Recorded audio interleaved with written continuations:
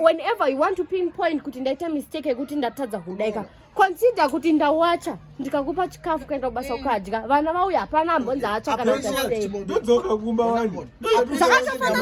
zakatofana. I'll give you an example. Muda kwenda vacation, muda ndokangano, muda kwenda vacation andika inini nevana 3 newe andika but tikushumuka Thursday yacho inini newe tukufana utanga taenda kubasa anditika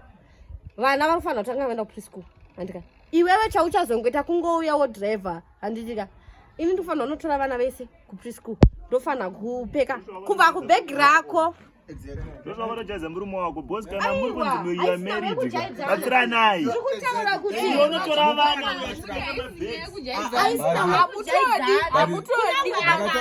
kunyange murume akada apashepe kuti andoti ndakanga chakati handi but ndopandopinda kuti